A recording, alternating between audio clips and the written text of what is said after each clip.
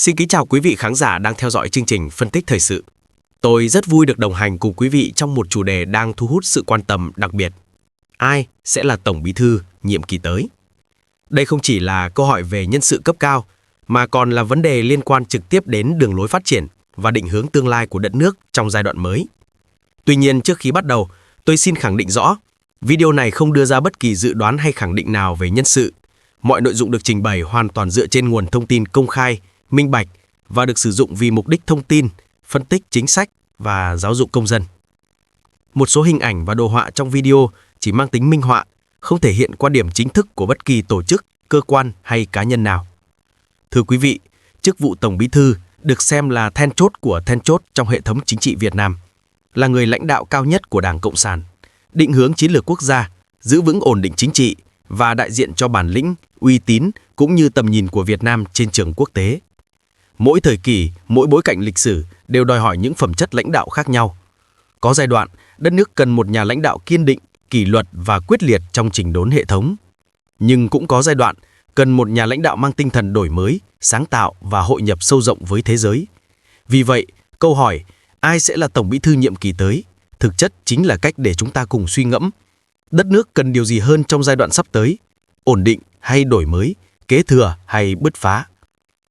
Và để trả lời câu hỏi đó, trong chương trình hôm nay, chúng ta sẽ cùng phân tích vai trò của vị trí Tổng Bí thư, hồ sơ công khai và dấu ấn nổi bật của hai nhân vật đang được dư luận quan tâm.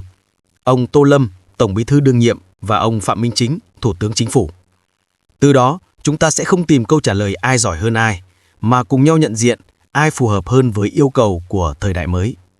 Trước khi bắt đầu, nếu quý vị yêu thích các chương trình phân tích trung lập, dữ liệu rõ ràng, góc nhìn khách quan, xin mời nhấn đăng ký kênh, bật chuông thông báo để không bỏ lỡ các số tiếp theo của Phân tích Thời sự.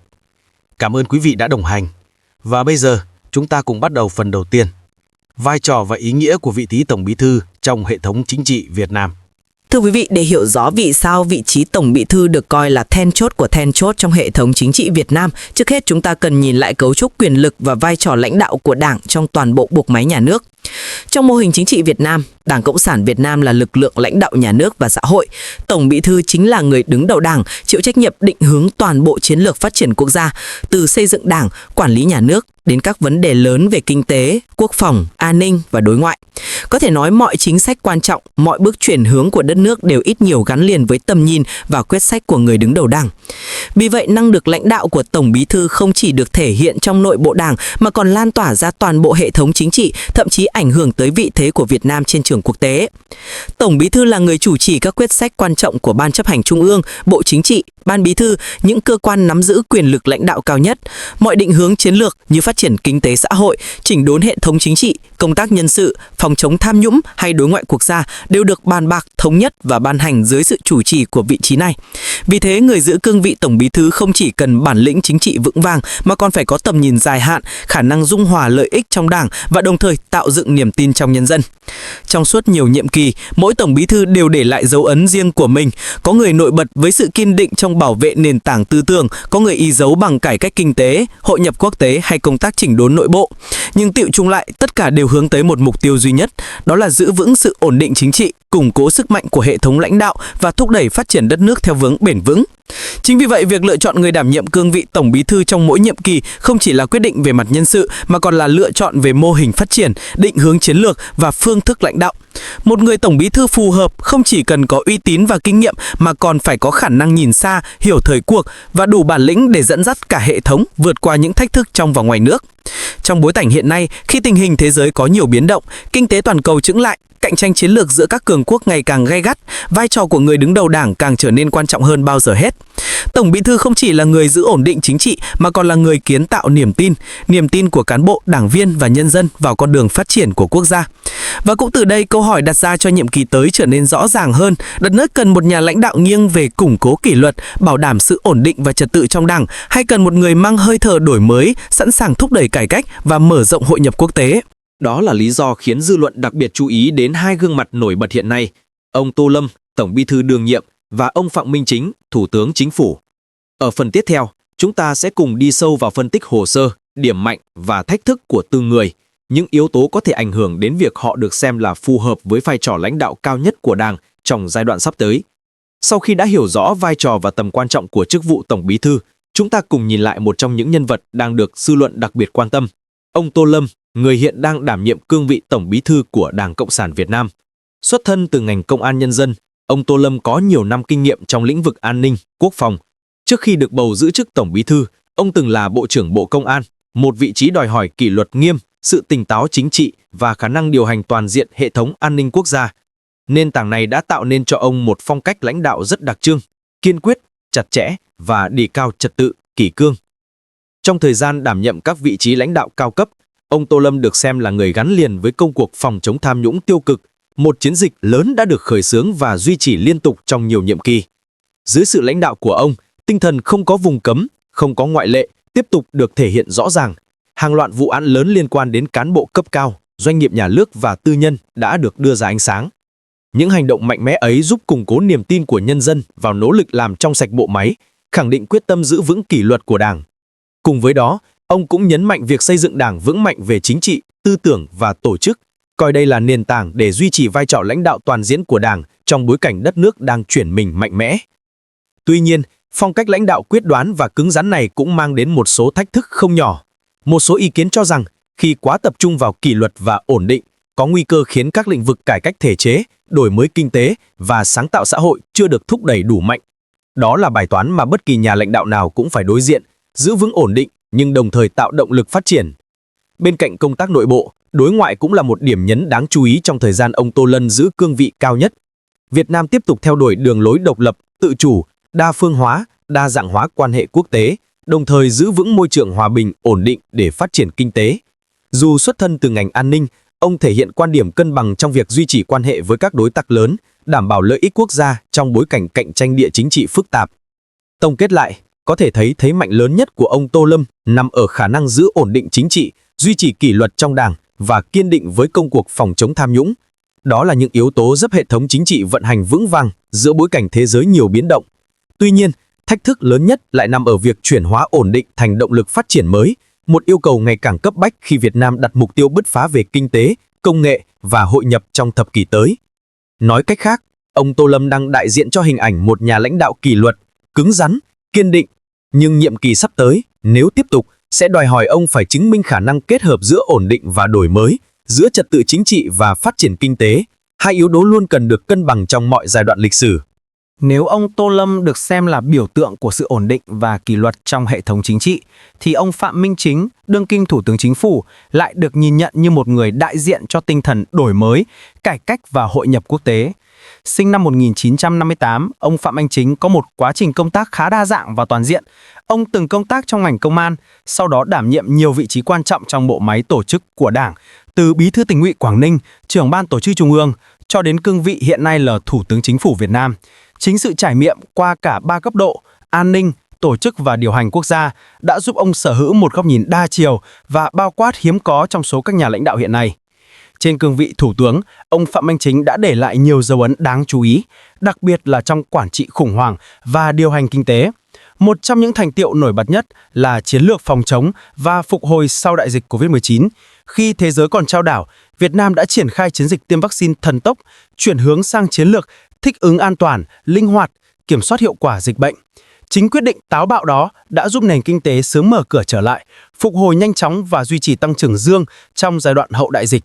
Không dừng lại ở đó, Thủ tướng Phạm Minh Chính còn được xem là người khởi xướng và thúc đẩy mạnh mẽ chương trình chuyển đổi số quốc gia với 3 trụ cột: chính phủ số, kinh tế số và xã hội số. Dưới sự chỉ đạo của ông, nhiều dịch vụ công trực tuyến được triển khai rộng khắp, hệ thống thanh toán điện tử, dữ liệu dân cư và cơ sở dữ liệu quốc gia từng bước hình thành, mở ra một nền tảng quan trọng cho cải cách hành chính và minh bạch hóa quản lý nhà nước.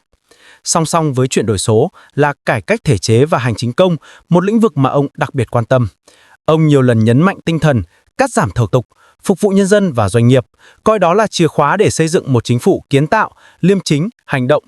Các sáng kiến như Cổng Dịch vụ Công Quốc gia, cơ chế một cửa liên thông hay việc đơn giản hóa quy trình cấp phép đầu tư, đất đai đều nằm trong chuỗi nỗ lực ấy.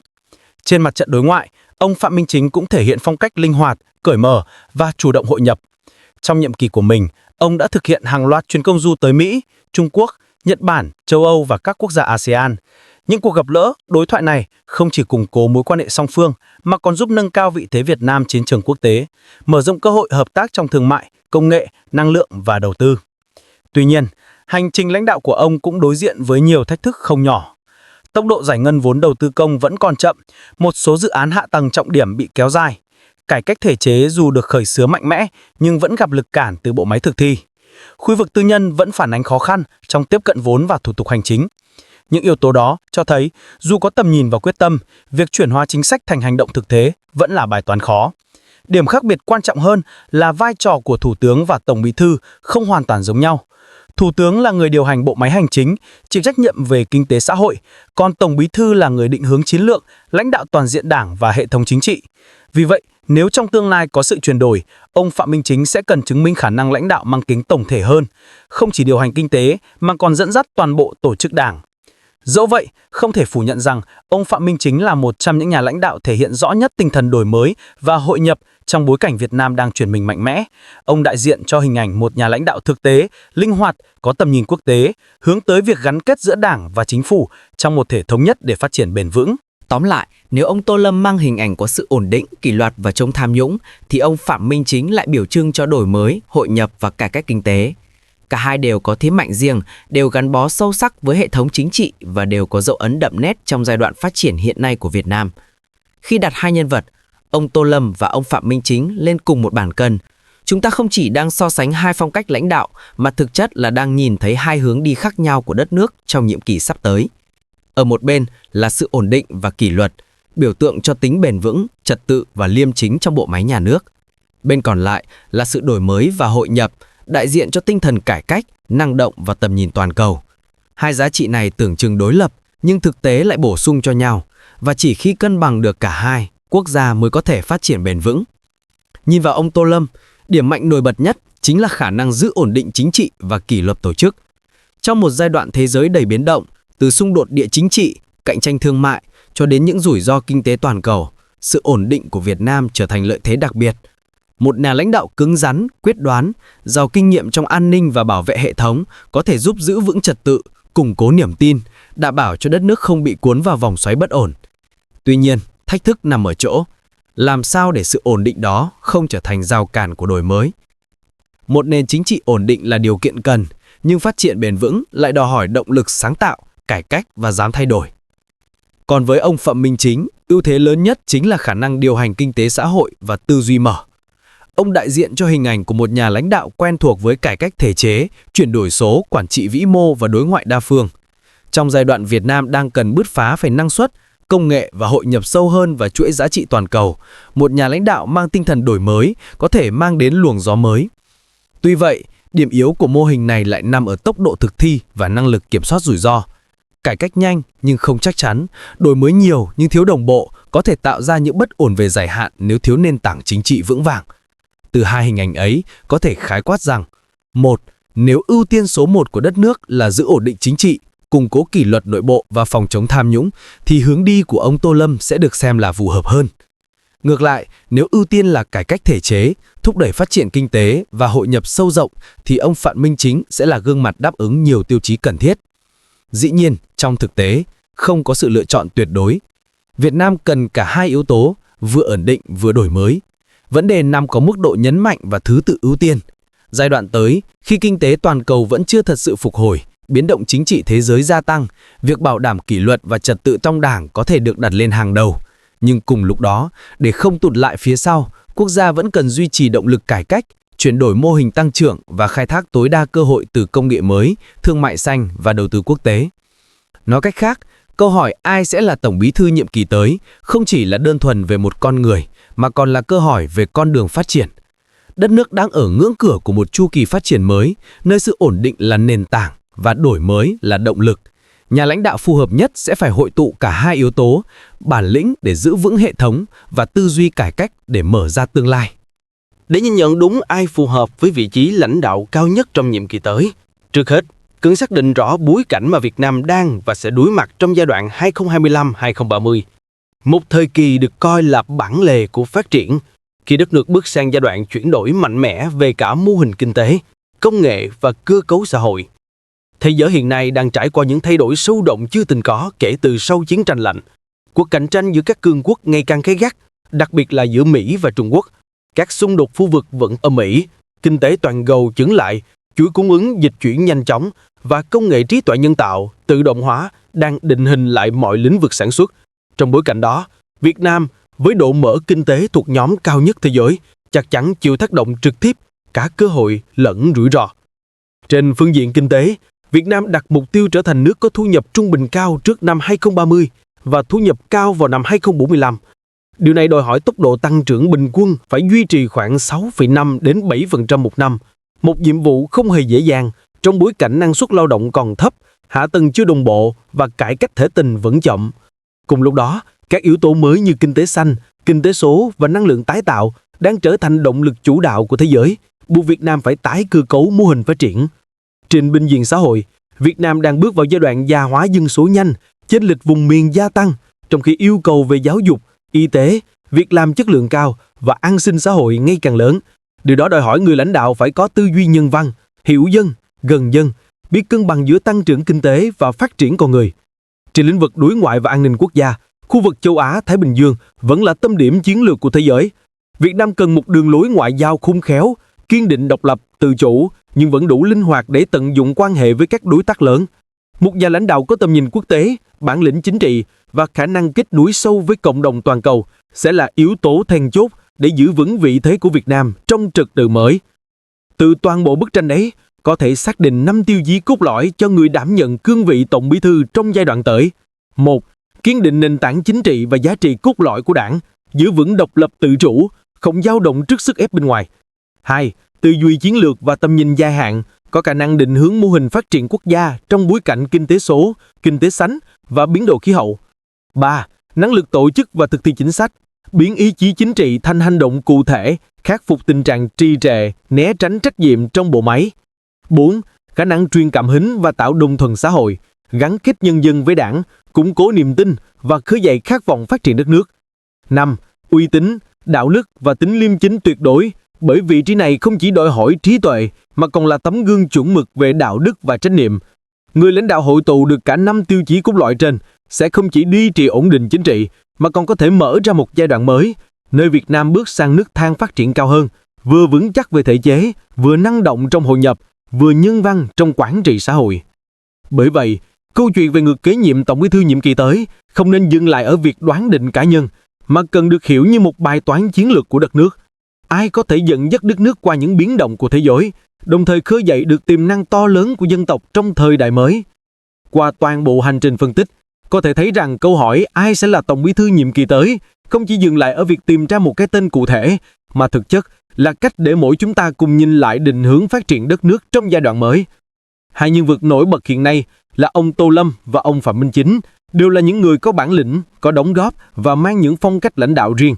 Một người đại diện cho kỷ luật, ổn định, chống tham nhũng, giữ vững trật tự và kỷ cương trong hệ thống chính trị. Người còn lại tượng trưng cho đổi mới, cải cách, hội nhập quốc tế, mang đến luồng gió mới trong tư duy phát triển và quản trị kinh tế xã hội.